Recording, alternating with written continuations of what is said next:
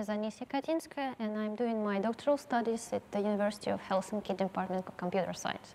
So today my talk is about multiple admissibility. I go briefly to the slide. What's that?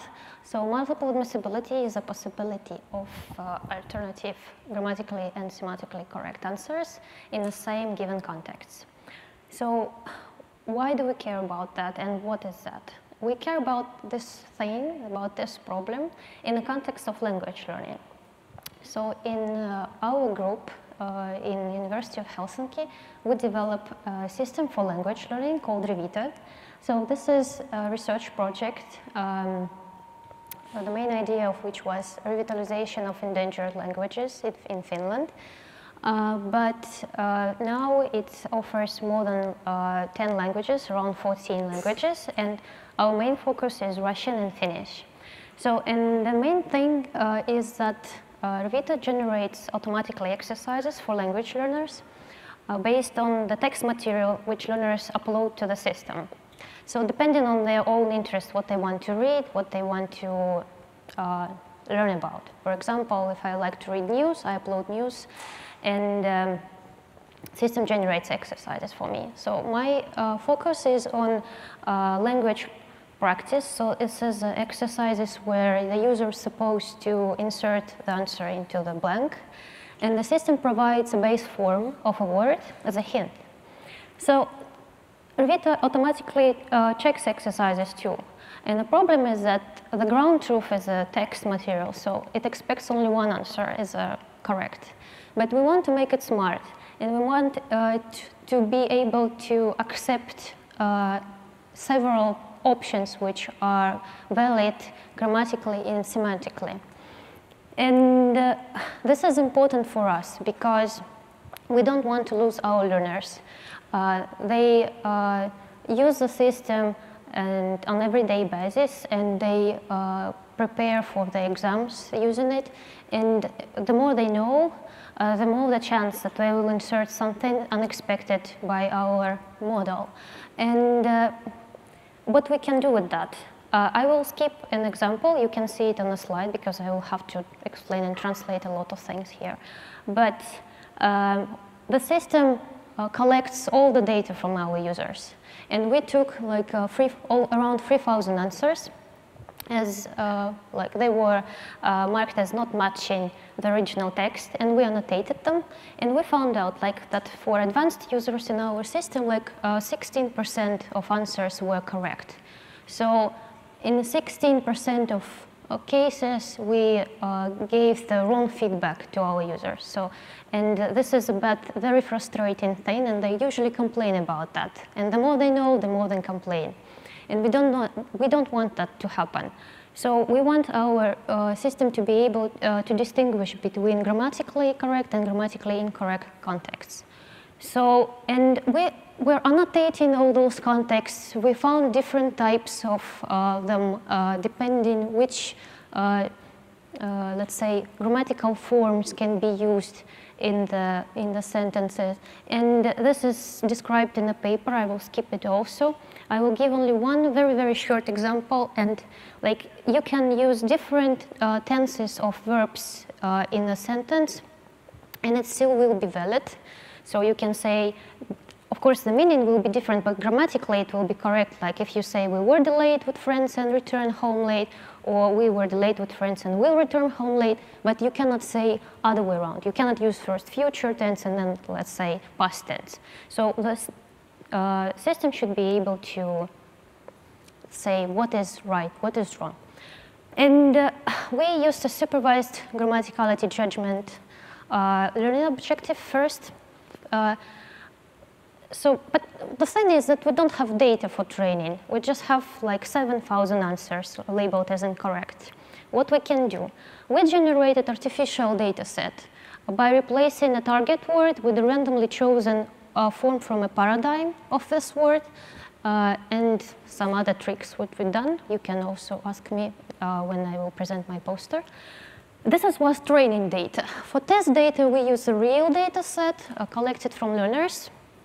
And all those types of errors were annotated by manually, were discovered by us during annotation, that users can do grammatical errors, they can do spelling errors, they can do multiple choice errors and pragmatic errors, which also quite interesting, but outside of my talk today, and it's quite complicated too when its grammar is correct, but semantic doesn't make sense.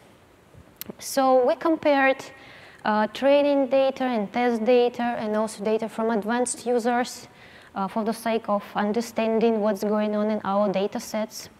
And actually, we had like 4 test sets for us. So it's a multi-admissible, so it's sentences with alternative answers. So it's a randomly chosen correct sentences from some independent sources.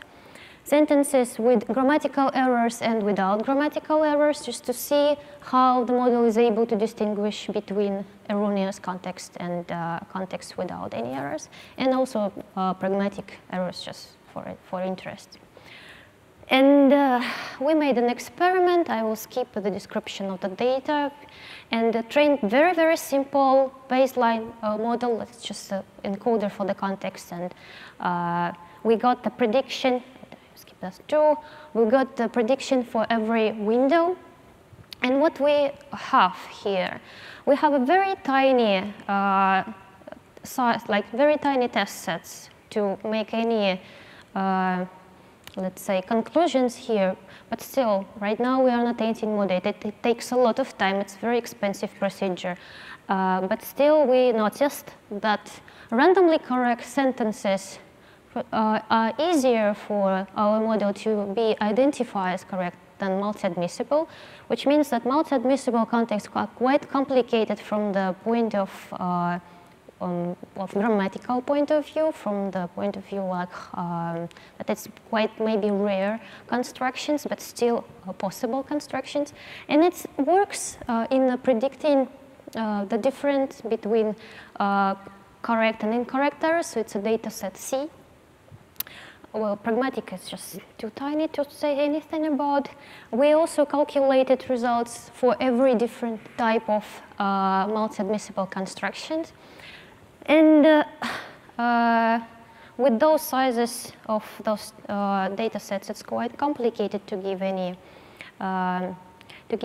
conclusions, but still we can see that it's working, considering that it was trained on completely like artificial data. Another approach which doesn't require any annotated data is language modeling objective. And we played with BERT, and as you see, it works kind of the same for distinguishing between correct and incorrect as our baseline. So we calculated scores for correct and incorrect sentences just by computing perplexity for them. But we have a question how to use it for evaluating multi-admissible contexts. So we can discuss that next to my poster, because we have an issue in deciding what to do with those sentences with alternative answers, which have higher perplexity than their correct counterparts. So, but we can talk about that. This is actually work in progress and work for future. So we made an error analysis for our model, and you can ask questions about that. Interesting thing that if a sentence, like a syntax tree is longer than a window we evaluating, the model makes mistakes, which is actually reasonable.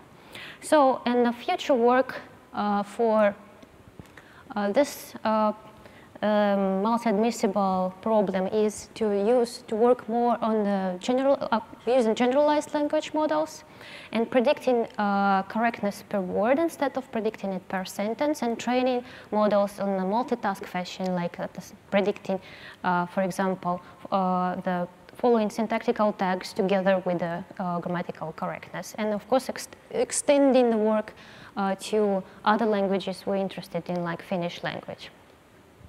So that's it. If you have any questions, I will be pleased to answer them. And I'm very pleased to present Finland today here in West Coast. So yeah, thank you.